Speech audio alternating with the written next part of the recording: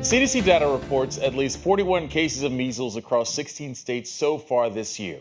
The rise in cases marks one of the steepest increases in recent history of the virus at this time of the year. Experts worry this year will rival or be worse than 2019, when more than 1,200 people in more than 30 states had measles. Scripps News science and health correspondent Lindsay Thies has more. Measles cases continue to rise. The CDC says we see measles cases rise for two main reasons. More travelers get infected abroad and bring it back to the U.S., and more spread in communities with pockets of unvaccinated folks. Both are happening now. Dozens of measles outbreaks across at least a third of the country and counting. The spread stressing parents and doctors alike. I've been seeing the headlines that it's definitely a thing now. It's a little bit scary to think that something that killed so many children in the past is resurging again. We could expect to see more and more of these cases. Measles symptoms usually begin 10 to 14 days after an exposure, and they include runny noses, coughing, red watery eyes, small white spots inside the cheeks, and rashes. The CDC says about 1 in 5 unvaccinated people who get measles are hospitalized, and it can cause brain swelling, pneumonia, even death. Fewer of our young children are protected against diseases like measles or polio. Meanwhile, health officials continue to ready doctors to see more cases and urge parents to vaccinate. At least 95% of a population must be vaccinated in order to meet herd immunity for measles, when enough people are immune and protect those who are not. Measles is the canary in the coal mine. We're reversing progress over the last decades and turning back the clock on so many of these childhood diseases. The measles vaccine has been around since the 60s. Doctors recommend the MMR shot, measles, mumps, rubella, in 2 doses, first at 12 months and a second at age 4 to 6. It's 97% effective, protecting against measles, and lasts for life. Lindsay Thies, Scripps News, San Francisco. So how worried should we be about this uptick in cases? Let's bring in Scripps News tonight medical contributor Dr. Omer Awan. Dr. Awan, let's start with that. How worried should we be here? We should be worried, Christian, because there should be 0 cases of measles here in America.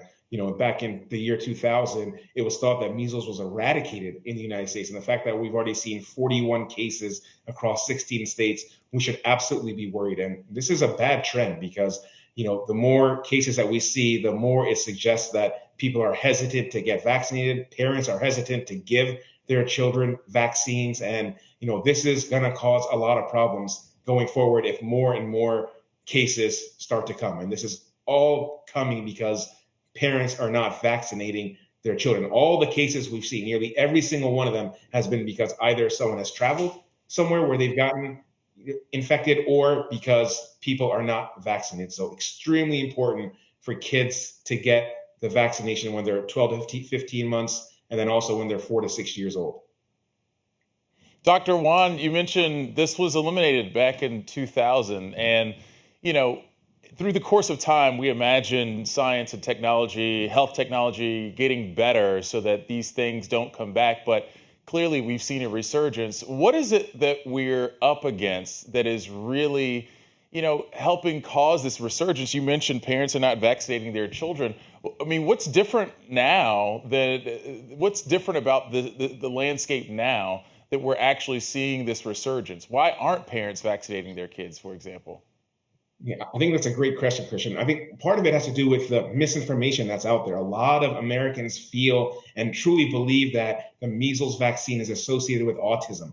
This is misinformation and disinformation that has been propagated along social media and, many different outlets. And that could not be further from the truth. There's no scientific evidence to suggest that the measles vaccine can cause autism. So that's one part of it. I think another part is just the mistrust in people and people have with science. And this has been amplified with the COVID-19 pandemic where, vaccines have been politicized and, through political ideologies, people have refused to get vaccinated. And, this is the life of children. We're talking about the health of our own children. The health of our own children should not be due to political ideologies or baseless information that has no facts. This should be based on facts and science. babies get their first dose between 12 to 15 months. For kids who are in daycare before then, and this is for the parents out there, and parents, guardians, what does prevention look like for those young children with the last 45 seconds we have left, Dr. Awan? Prevention is simply by getting vaccinated. That's what it comes down to. This is very easily prevented by getting, two vaccines. You get even one vaccine, it's 93% effective. You get both vaccines, one at the age of 12 to 15 months and the other between 4 and 6 years of age. It's 97% effective. It's literally as simple as that. Getting those childhood vaccines that most of us get. And once we get herd immunity, and in the case of measles, it's about 95% of the population gets the vaccine, then we're all safe, but then when that starts to decrease and wane, as it is in many of the states and communities that we're seeing here in America, it becomes a problem, and then people get infected. So the bottom line is we need to get vaccinated. And just before we let you go, for the kids who can't get vaccinated yet, what does prevention and safety look like for them? Well, if you're an infant, you just want to be mindful, try to stay away from, areas where people may potentially get the virus. The virus is extremely contagious. So, if it's in the air, it can last in the air for up to 2 hours. So very easy to get infected, kind of stay away, wash hands regularly. If you do the basic common sense things that we typically do for all viruses, you can try and stay as protected as possible.